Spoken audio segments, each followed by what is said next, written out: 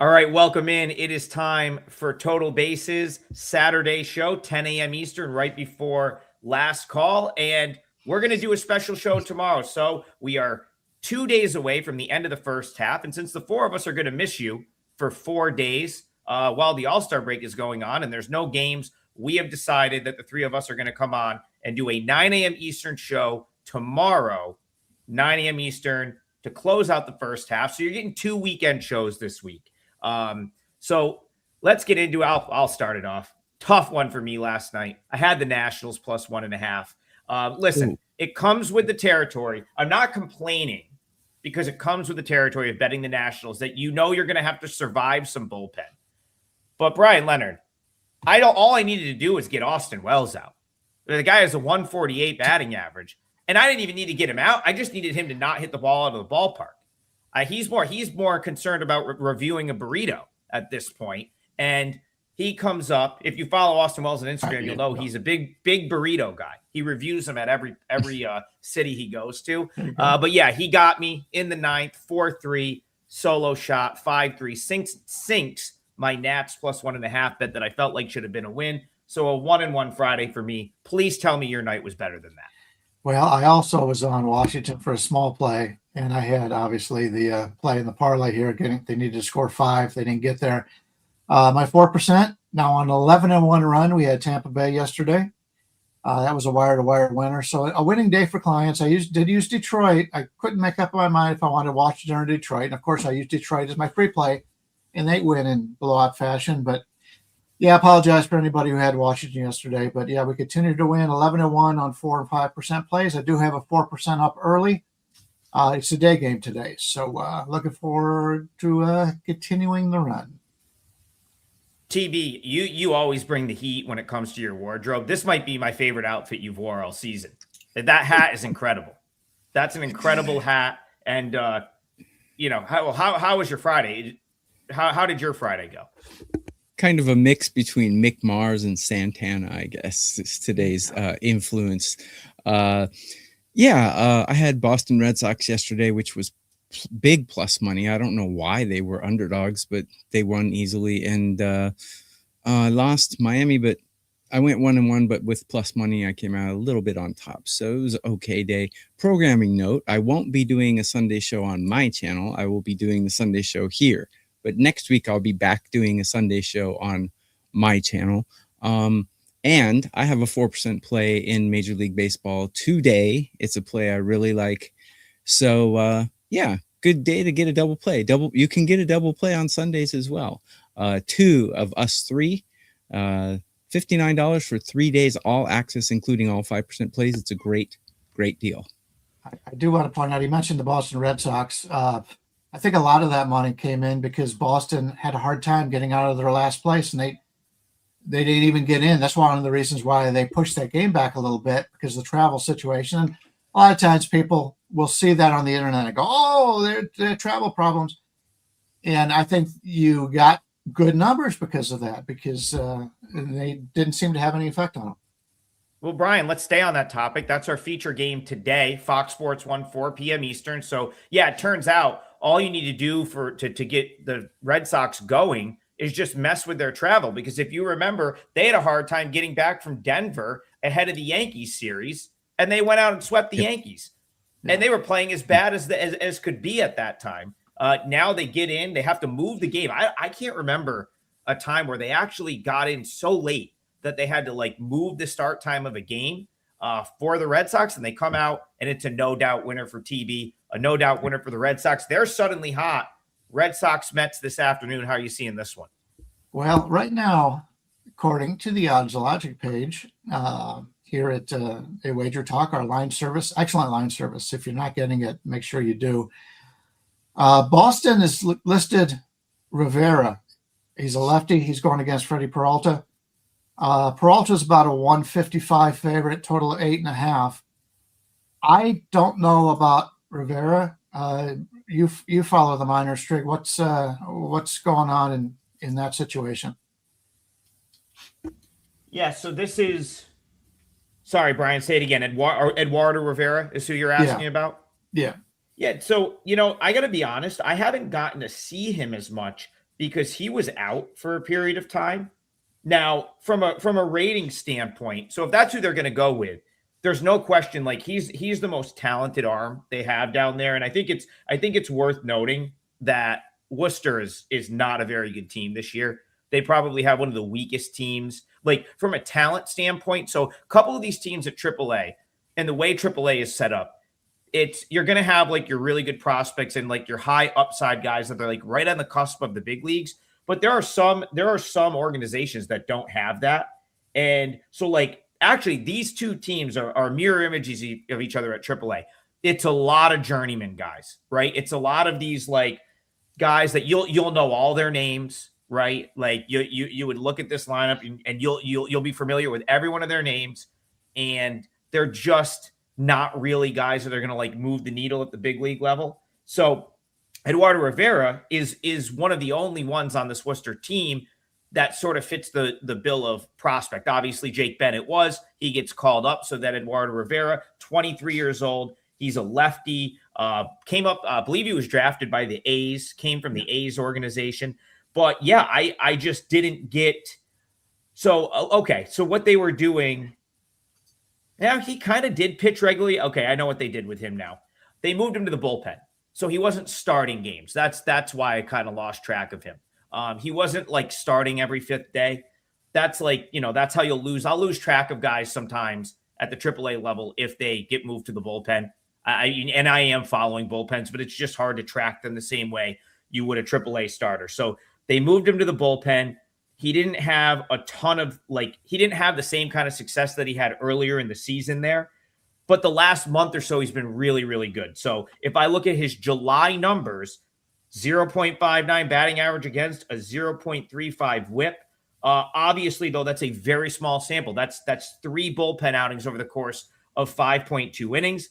That being said, when you look at his whole season, things that I like, Bryan, 62 strikeouts and 48 innings pitched, a 1.15 whip. And yeah, they are high on him. Like that is sort of like the guy that I think that they would look in their organization right now and say he's our best option at the AAA level to come up and bring an arm up to the big leagues, because obviously they've already brought up Bennett. And then the other young guys that were in this sort of group, the Tolley, Connolly early, have already been up. So that's kind of what you're getting out of Eduardo Rivera. I don't dislike him. He could throw a good game today. Yeah, he's ranked as their 26th best prospect this season. He did come from Oakland, as you mentioned. He's pitched both starter and reliever. My only question is, right now, are they planning on using him as a full starter, or are they just going to bring him as a reliever? Because, to be honest with you, I think the Mets line is a little high here. Boston's playing better ball than the Mets are. The Mets' offense is starting to come around. They've got enough talent where they'll be playing well, but I see some value on Boston if they use him as a starter and let him go maybe 4 innings. I'd be shocked. I'd be shocked. He hasn't thrown more than 2 since early April. This is likely a 1 to 2 winning deal for him. Yeah. So without really knowing, I can't really add much to it. TV, we'll go to you. Red Sox, Mets. How are you seeing this one? I read Brian Bayo's going to get the bulk of the work today, but I don't know. It's possible. I read that they may bring him up over the weekend. Yeah. Yeah. If so, Mets team total sounds good to me because that guy can't pitch. And, the only one thing against that is Boston's bullpen is pitching really well right now. Both teams are hitting well. Boston's bullpen is pitching well. The Mets bullpen is a little bit in shambles. Peralta not a ranked very high according to my numbers. So an over in this game or a Mets over. It's probably going to be hot today. So I would think over would be the way I would go here, especially if they put Bayo in. I'd go over 12.5 if he's pitching. TB, that actually makes a lot of sense. They're probably going to move things around and bring a couple of guys up, and it would make sense for them to go Rivera. And then Bayo's been getting starts at the minor league level. He hasn't pitched since July 1st, so we're talking about a 10-day layoff. Not really. So here's the thing. I watched his start. I think I maybe played against him one time. I watched his start against Syracuse, the most recent start. It was probably the best he looked. But again, this is not a great Syracuse lineup. So I'll just go into the teams that he has faced at AAA: Rochester, Lehigh Valley, Toledo, and Syracuse. Rochester's got a pretty good lineup. That was back in June, so they definitely had their sort of good bats. He lasted 4 innings, gave up 5 hits, 2 runs, 5 strikeouts, no walks. He didn't look awful. Like, that's the thing. He hasn't looked – it's not like he's gotten absolutely throttled at AAA, but has he gone out and really dominated? I guess you could say he dominated Toledo back on June 25th, but not a great lineup either. So again – He hasn't faced Juan Soto. Yeah. Like, I don't know. I feel like we've seen this story before with Bayo, and he's kind of hard to trust at this point. Like, can he go out and just have a good start? Like, yeah, it's possible, but I don't really know if he's a guy I want to bet on. That being said, if they're going to go Rivera and then sort of, Bayo's only in there for 3-4 innings and go to the bullpen, I don't really hate that. So it's kind of a tricky game here. So Bryan, like, just to wrap this up before we go to the next game, were you kind of looking toward the Red Sox here if you could get the pitching matchup you wanted, or no? Yeah, I forgot. I read the same thing about Bayo. I didn't remember if it was going to be today or tomorrow, but they said they were bringing it back up. I don't want to bet on a team that's got Bryan Bayo in it, so I'll be passing. Yeah, I have a feeling that's going to be a pass for me as well. Scott I do Baio before Bryan Bayo. Was that Charles in Charge? It was a little bit before my time. Is that okay? Yes. All right. Let's so before we go to the next game, I do have to tell you that the home office extended the coupon code Adam30 for the rest of the weekend. Now, I don't have anything up for sale yet for today. I will at some point. But again, I can't stress this enough. If you are going to buy plays and you can do it long term, it is always going to be the way to go. I was playing around with the webpage and realized that you can use that coupon on something that's already discounted. So, for example, if you were to say, Trig, I want to roll with you for the year is already – there's already $540 discount built in on the website to the year. And then you can still get another 30% off using the coupon code Adam30. It comes out to $2.80 a day. That's what we're talking about when we talk about the long term. And that goes for everyone that you see on the screen or anyone on the site. You should always try to get in when they have these little discounts and knock that daily per day rate down as much as you can. So that is the spiel I have there. Coupon code Adam30 extended through the weekend. Hannah, I got you. Hannah messaged me last night. I said I'd get this game into for her today. She didn't know if she was going to be able to watch the show on demand. So Hannah's on her way to American whatever the heck they're calling that ballpark up in Milwaukee today. American Family Insurance Field or something to that nature. Bryan, Leonard, that'll always be Miller Park to your boy. I that's a Miller Park to me. But doubleheader up there today. So anything for Hannah on the doubleheader, game 1 or game 2, can you get into this series at all? Yeah, first off, for Hannah, if you're on your way to Milwaukee, you're in the wrong city because they're playing in Pittsburgh today. So my bad. Sorry. PNC Park. That'll save you the drive. Yeah. Don't go to Milwaukee. PNC Park. Sorry about that. Yes, I got such great tickets for the game tonight.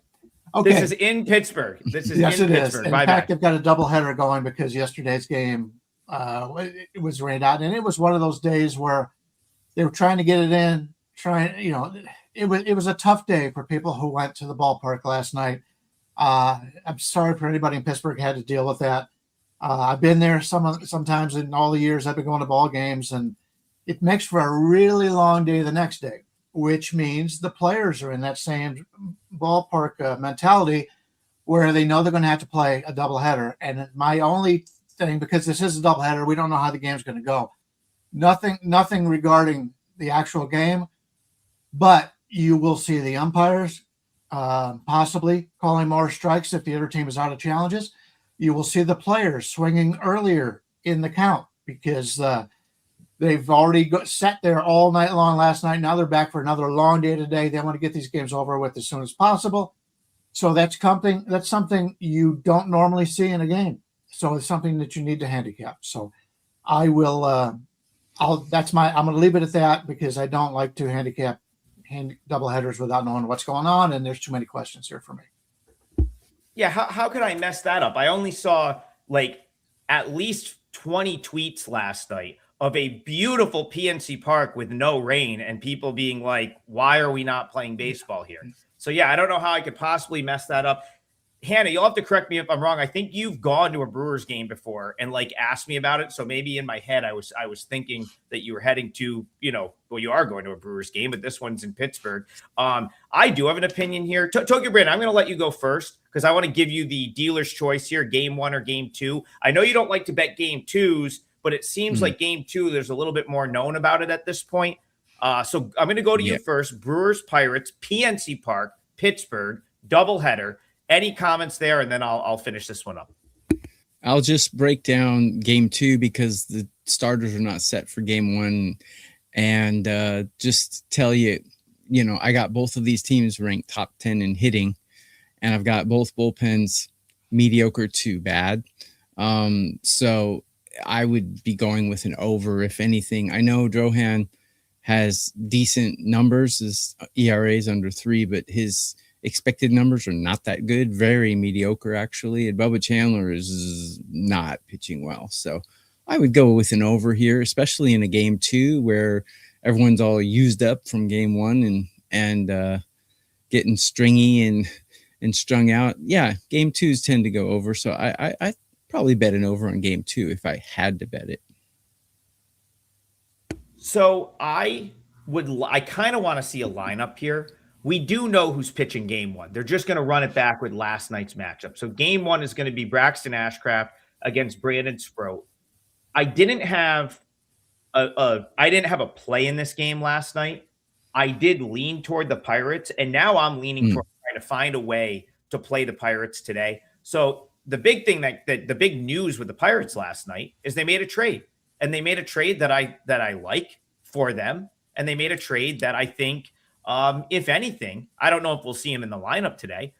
I think it kind of sends a message that hey, we believe we can win with this team a little bit. So if you missed that trade, they got Jacob Gonzalez from the White Sox late last night. The trade is Brandon Eisert and Jacob Gonzalez coming over from Chicago. They gave, I believe, the 34th overall pick in today's draft, and then one of their minor league relievers. So that was the trade that was made last night. I love this trade for the Pirates because Jacob Gonzalez is just going to get slotted into Connor Griffin's spot because, of course, Connor Griffin is hurt.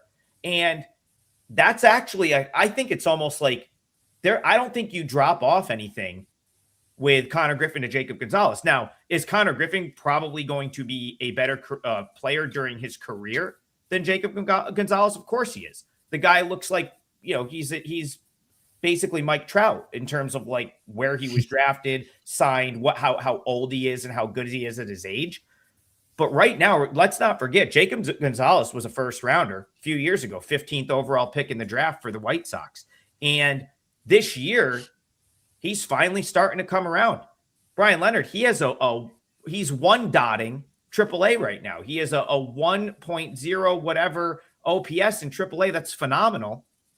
I love this for the Pirates. Go ahead. What do you have to say? Yeah, I like Gonzalez too. Keep in mind, as you mentioned, he'll be slotted in as your shortstop. The White Sox had to play him out of position because they've got a great young shortstop with a lot of power. So the White Sox got a lot of good young players across the lineup. So, he'll be coming in and playing shortstop. And although he's not going to be as good as the other guy, he's going to be very impressive. I think he's got a nice future. So I also agree. I think that's a good deal for them.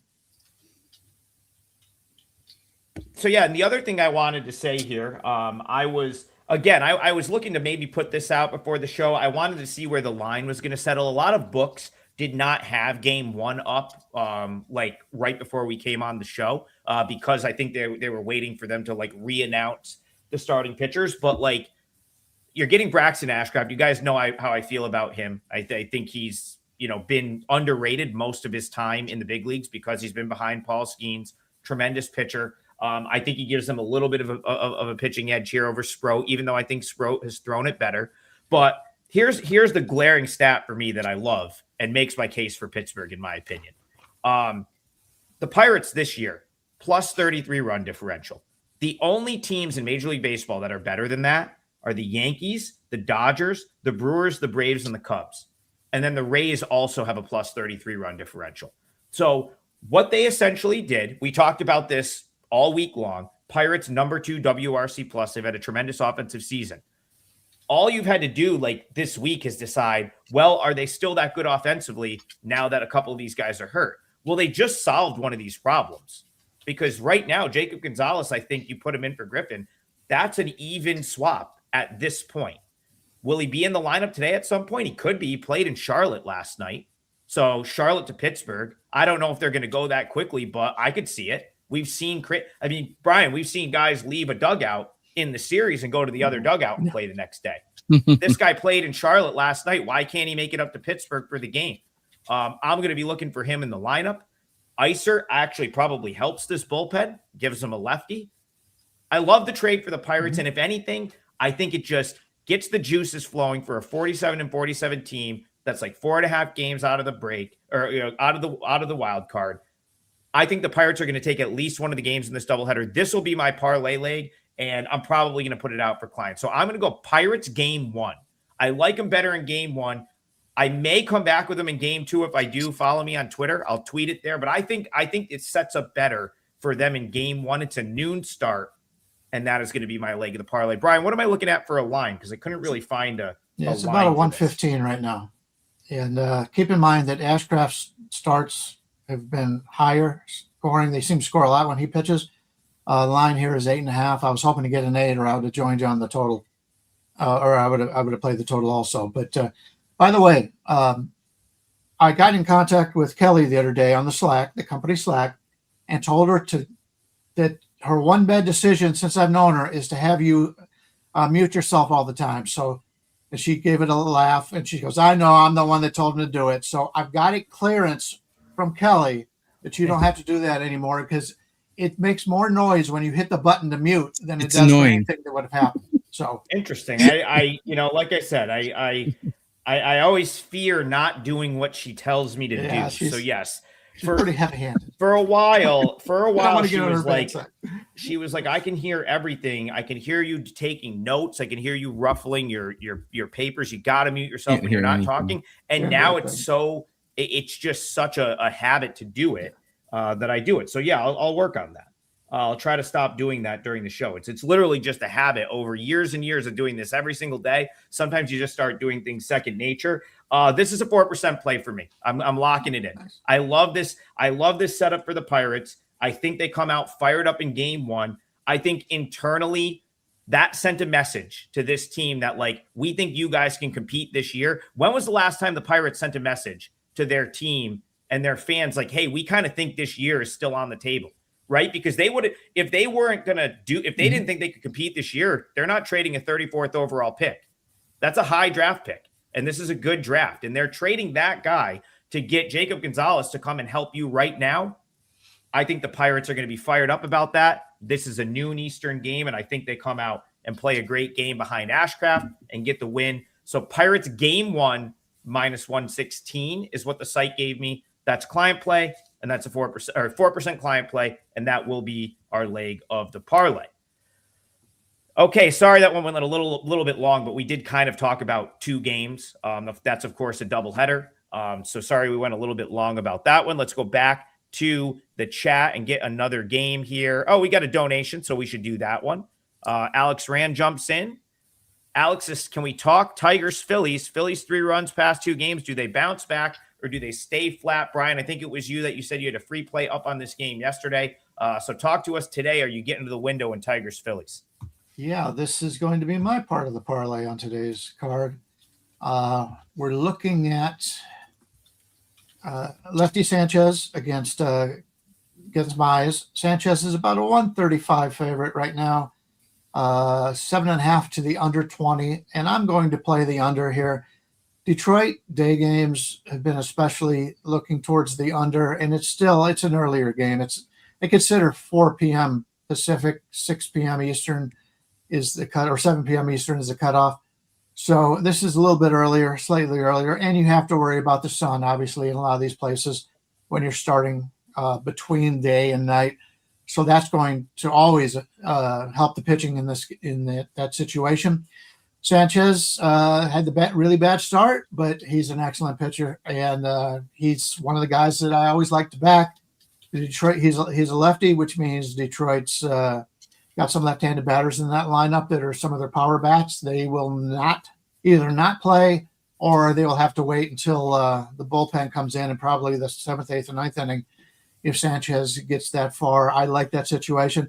Casey Mize has been terrific. As I've said before, I was never a big Casey Mize fan. I'm a Casey Mize fan right now. Philadelphia bats, now they're playing some good pitching in a good pitcher's ballpark. Their offense has struggled a little bit. The 7.5 under 20 is the way I'm going to look here. I'm going to play that game under with two guys that I really want to back pitching-wise, and the bullpens are not really a major concern for me. I think both guys are going to go at least 6 innings. I wouldn't surprise me if Sanchez goes 7. So we will look for that. We'll look for this game to go under the 7.5 minus 120 is my part of the parlay. TB, Tigers, Phillies to you. How are you seeing this one? Yeah, it's hard to disagree with Bryan on that one. I expect Sanchez to bounce back. Usually elite pitchers, when they have, he just absolutely gacked. And you got to, everyone has a game like that. Nolan Ryan had a game like that. Tom Seaver had a game like that. So there are going to be games like that. Doesn't mean he sucks now. So especially the elite guys, they almost always bounce back and never have 2 bad games in a row. So I expect him to bounce back. I also agree that Casey Mize is very legit. I would lean to an under in this as well, just because the two pitchers are pitching outstanding right now. Phillies bullpen is a concern. Their lineup is also a concern because they're not hitting very well right now. I got Philly ranked 21 in current form, Detroit ranked 13. So yeah, not too much, not murderer's row lineups here.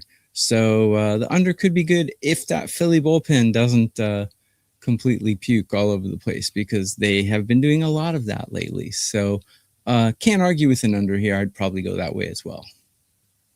Yeah, Bryan, back to you. I can't argue either. My numbers are coming out around 7, and you know how I feel about that key 7.5. So I'm with you here. The last 2 times Sanchez has had a bad game. He had an 18-game score against the Cubs back in April, turned around against the Giants, went 6 2/3, 2 earned runs. Yeah. And then at Washington, just a few games back, he had a 39-game score, turned around and had an 81-game score going against Pittsburgh's 7 shutout innings. So he's bounced back strong after a bad outing. And let's just say that could have been the worst outing of his career last time out. Yep. He went 3 1/3, give up 9 earned runs at Kansas City against those Royals of all teams. So I would expect a big bounce back from him today. Yeah, that was a weird game too. Mm-hmm. It was like this wraparound Monday day game. That was just weird. You don't see that very often anymore. Like that used to be something they used to do more often than they do now. Now you just don't see many series that go like Friday, Saturday, Sunday, Monday, or into the next week. They missed the day because of the soccer tournament. So that's what it was. So yeah, I would agree with you guys. I think Christopher Sanchez probably going to be hungry to pitch better here. And I can't disagree with anything you said about Casey Mize. Felt like the line was right from a side standpoint. And I just double checked my numbers. Yeah, I'm at 7.15. So I'm definitely on the under side of the total. Key number 7.5. Bryan, I think you found a good one with the under in this game. All right, let's get back to the chat. Looks like people. This is a quite the the Randy Arozarena Bowl here, the Mariners and the Rays. But interesting to me because of just like how the Mariners continue to look on a daily basis. Very lethargic. This is a team, Tokyo Brandon, that I thought was winning the American League coming into the year. Power rating them number 1 coming into the year ahead of the Yankees. Have been very much wrong about that, because not only have they not had the results, but you watch this team and it's like they just don't look like the part anymore either, which is getting, I guess, frustrating if you're trying to back the Mariners with any regularity. So two good pitchers on the mound right here, Logan Gilbert, Griffin Jacks. Mariners, Rays, how are you seeing this one, TV? Yeah, the Mariners, one of those teams that I can never get right for some odd reason. They have really good players on their roster. They have probably, 1 through 5, probably the best pitching staff, at least the top 3 pitching staff in Major League Baseball. And still, they just can't seem to dominate like they should. On paper, this team looks like they should be dominating. They have the hitters, but they're hitting 23 out of 30 in current form. I got the Rays hitting 21, so neither team is actually raking right now. When I look at how the two starters fare against the teams they're facing today, very average numbers. Nothing stands out on the page. The one separator here, I suppose, would be the bullpen for the Rays is pitching outstanding right now, and Mariners not so much.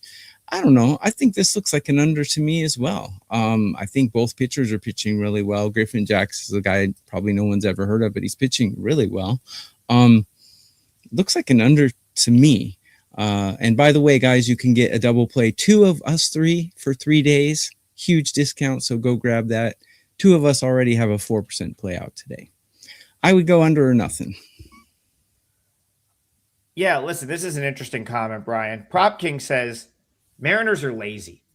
I kind of have felt that at times. I don't think that's I don't think that's an unfair assessment. I'll watch Mariners baseball sometimes, and it does feel like it's a lazy effort at times. This team just with the pitching that they have, and what we know that this team is capable of from last season. Yeah, like 47 and 48. It's something other than ability, in my opinion, that's causing this. It's getting really tough to get behind this team at this point. Yeah, if you watched the game yesterday, and I did because it was my big play on Tampa, Randy Rosarina used to play in Tampa. He was playing left field for Seattle, fly ball out to down the foul line in left field, and he basically gave up on it way too early. He could have easily dove for it, caught the ball. He probably should have caught it on the fly. It falls. As soon as it fell, I'm thinking to myself, why the hell didn't he catch that ball? And then you turn around and they show Castillo, the starting pitcher, who has he basically, everything he does is on his sleeve. His emotions are right there. He was clearly upset. Something's going on in that locker room. We've seen this thing about going to the 6-man rotation, going back to the piggybacks. There's something going on there, and Castillo, I think, is probably a main cause, because he's the one that bitched about being pulled from the rotation originally. He's a veteran. He's been a team leader for them for a long time, but something's going on in that locker room. Obviously, I'm not there to verify it, but there's something going on in Seattle, and you're right. They just don't seem to be going full effort every time out. Griffin Jacks, they moved him from the closer to starter, and he's getting stretched out. Last time I talked about him probably only playing going 5 innings, he went 7 innings. He was great. So yeah, I in kind of an agreement with the under here. Gilbert's been terrific as of late again. I had concerns about him earlier in the season, but his numbers are really good. 2 starters that I want to back. I have no problem with either one of the bullpens. If I'm playing it, I'm playing the under, but I don't know if I want to back Seattle in a winning cover situation where it's a pick 'em. So it's probably not a game I'm going to be interested in, but I do want to watch to see how Seattle rebounds, because it wasn't just me making those comments. It was the entire country was showing film of his lack of effort. So we'll see what happens in today's game. Yeah, David Dubin says Mariners most overrated team. No reason to sugarcoat it. I would agree. A bit relative to where I had them coming into the year, extremely overrated. But in this game, Brian, I agree with you. Super difficult to pick a side, because the Mariners can be half asleep, but if Logan Gilbert comes out and does what he's been doing, what he's capable of doing, going 8 innings, no runs, 7 strikeouts. He's on a heck of a run the last month or so. Tough to fade that as well. As far as the effort, I'd love to see the Mariners just put everyone on notice and call up like Cade Anderson, Lazaro Montes, and Michael Arroyo all at the same time and said, hey guys, you're playing. Yep. All right. And bench some of these old veterans. And if you really want to like just, shake things up, if the club, you're not going to ruin the clubhouse vibe. There is no vibe. So call up these studs that have a ton of energy and just play them right now. That's what I'd do if I was the Mariners. All right, we got to go to our guy Freebird, jumps in. He comes in with a donation. We very much appreciate you for that. All the donations to this show get donated to charity. Any show on the WagerTalk platform, if you donate via the YouTube channel, it goes to a good cause. And we see your comment and we get your game. So Freebird Tokyo Brandon says, great show. Thanks for doing this on the weekend. How about the Braves today? Kind of a crazy game last night. Torrential downpours, but they still play it. And the Braves kind of end up on the wrong side of a rain-affected game for sure. Chris Sale only gets to go 3 innings, and they lose that game. So, Tokyo Brandon, to you, do the Braves bounce back in St. Louis today? I absolutely think they do. Lopez is a guy I never really liked to back until this season. He's looking really good. And out of all the starters, I did my starter rankings, and Lopez tops the list against these Cardinals. 296 OPS in his career is pretty darn good. I definitely think he has the ability to hold them down today. And I got the Atlanta Braves hitting better than the Cardinals. And I've got both bullpens ranked neck and neck at 20 in current form. Not very reliable. And Lopez doesn't exactly go deep into games. So a little bit of a concern on the bullpen, but they're equally bad. So I'll give that a push. I think a huge pitching advantage here for the Braves and the lineup advantage as well. Add to the fact that they should have won that game yesterday and they didn't. And I think we have a Braves win here. As a matter of fact, I'm going to make that my parlay leg is going to be the Braves on the money line. I think it's around 119. They're actually right now. It's basically a pick 'em. So you can get cow. Atlanta at like minus 107. Somebody is going to have to tell me. One of you two is going to have to tell me why this game is a pick 'em, because I don't think it is. Well, but Atlanta doesn't hit lefties as well as they do righties. The reason why I kind of agree with you here is I think the St. Louis bullpen is in pretty good shape here. They didn't use Iglesias or Lee each of the last 2 days. Kinley's only pitched. He threw 17 pitches yesterday, but that was the only time he's pitched in 4 days. St. Louis is a team that is getting the best out of their bullpen. They had to use their top 4 relievers yesterday. Bryan's pitched 2 of the last 3. Romero's pitched 3 of the last 4. So I like the bullpen situation here for Atlanta a little bit better.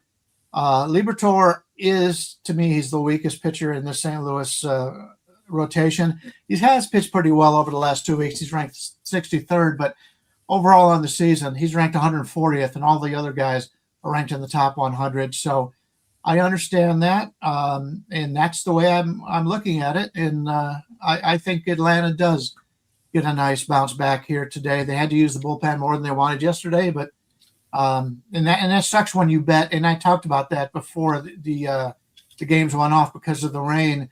You would see certain games where your starter may not go as long, and that was what happened yesterday. You hate to blow a start for your ace Sale and only get 3 innings out of them, but hey, you can't stop the weather, and that's what they did yesterday. So yeah, I think Atlanta gets the victory here.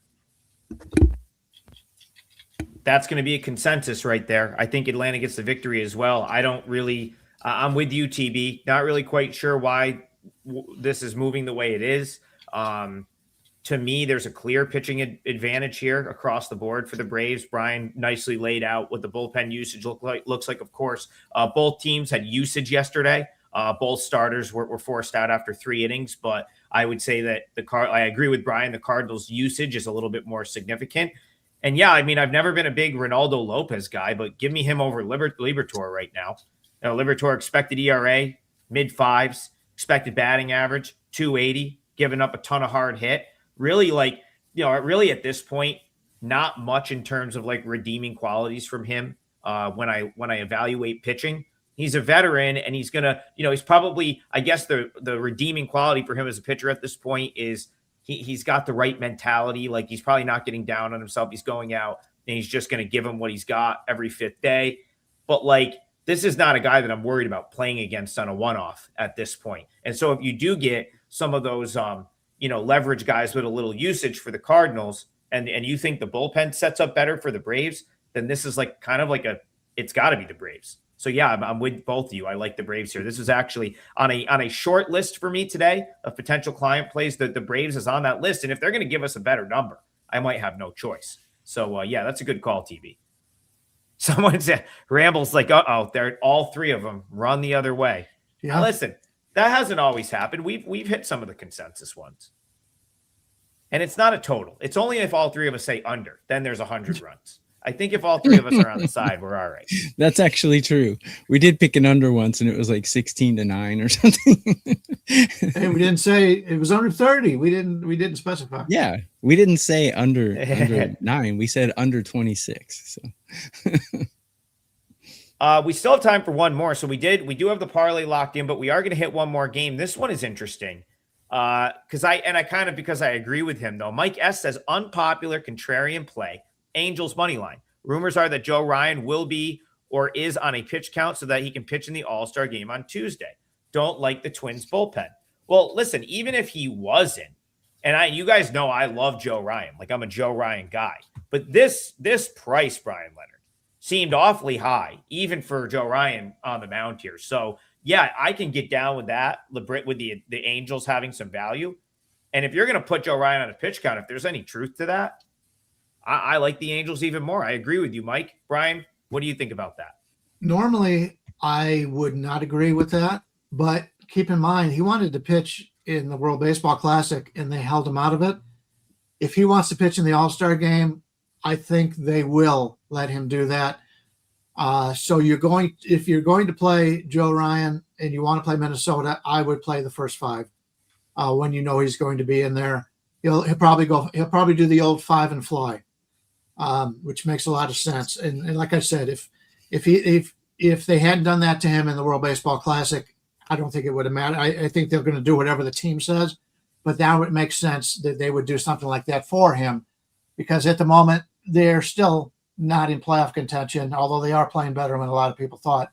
Johnson's a guy for the Angels who I'm pretty high on. His numbers haven't been great since he's been up there, but the Angels are not, as I've said before, they don't develop pitching very well. But this is a guy, one of the few guys there that I actually like.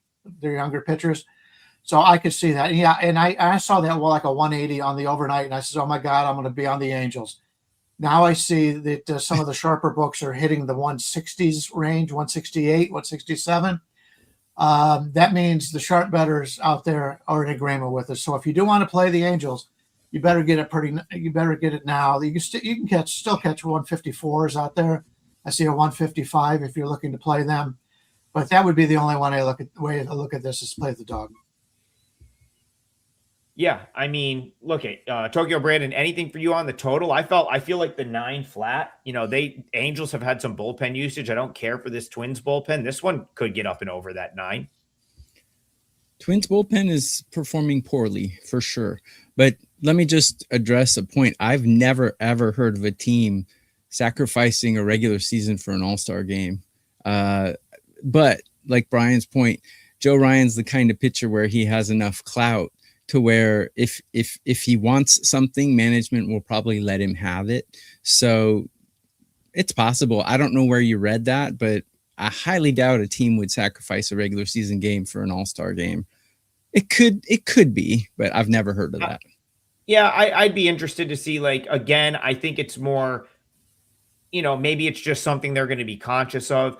Listen, certain guys, it's very few, but like Joe Ryan has been in this but like Joe Ryan, I would say he's in the category of, he's been in this organization, I believe, most of his career. I think he got traded from the Rays at one point, but still, he's been with the Twins for a while. They had the opportunity to trade him last year at the deadline. They didn't. He's kind of their ace. Yeah, I think if he's like, hey, I would like to pitch in the All-Star game, there's a more of a net positive right now of keeping him happy than there is like getting one more inning out of him on a random game on a Saturday in July. Like if you can get him there, Go ahead, TB. No, I'm sorry. Didn't mean to cut you off. Go ahead. No, I'm just saying it's like if that's what's going to make this guy happy, like I do think there probably is some truth to it. That's all I'm saying. He's been a Twin his whole life. So, and also he's been one of their best pitchers his whole career. So I agree he's got clout, but like I said, I've never heard of a team do anything for an all-star game in sacrificing a regular season game in any way whatsoever. And I've never heard of a pitcher who cares more about pitching an all-star game than his stats. Did you hear Zach Wheeler the other day? Some of these guys do care. Listen, really, Zach Wheeler came out, was pissed. Very upset. And he deserves to be upset. And Ohtani, like I said that earlier game when he didn't want to pitch in Sacramento. These guys have clout, and they did. And he was drafted by Tampa Bay. I don't remember if he pitched for the Rays in the majors or not, but he did not. He's been with Minnesota for a long time, and he is the guy. He's the leader on this team from a pitching standpoint. So yeah, I think he'll still go 5 innings. He's not going to give up the chance of getting a win, but at that point, I could see it. But yeah, it was good information coming from the chat. That's why we love the chat. It's impossible for us to follow every single team and everything that's out there. So we appreciate the information. And one more thing here. Mike S is the one that initially brought it up. And so I'll close it out with his comment right here. He says he's been a loyal member of a bad team for years. They'll give him the opportunity if he wants it. Also coming off of an 100-pitch outing last time out. Yeah, it kind of makes sense that they maybe would limit his pitch count a little bit off of that. They know Tuesday is the All-Star game. It'll kind of be his throw day. It'll be, or like they'll move up his day to just kind of throw so he can get the inning. Yeah, I could see it regardless coming off the 100-pitch outing that he maybe doesn't go quite as deep. And I think that's really important to know because there's a big drop-off between Joe Ryan being out there and then one of these Twins relievers. And then you talk about the Angels. Their bullpen has been used up a little bit. They used some of their leverage guys last night. So, yeah, I think you could talk yourself into an over 9 here as well. Good chat on that game. That was a good one for sure. Yeah, great way to finish up the show right there. Thought that was a really good discussion. Our 3-teamer for today. So a couple of things. Check out listen, if you're going to use the double play package today, use it on the 2 guys to my right and my left. They both have plays up right now. Tokyo Brandon, Bryan Leonard, you can get them on the double play for a discounted rate. If you're interested in my stuff longer term, use that coupon code ADAM30. It gets you 30% off anything on my site. And we've extended that coupon through the weekend. Shout out to the home office for extending that through the weekend. 30% off anything on my page, even if it's already discounted. So a lot of those long-term things already have a discount. You can use the ADAM30 coupon on top of it. I already gave out go ahead, TB. Go ahead. Quick point. 30% off. You could get a full year.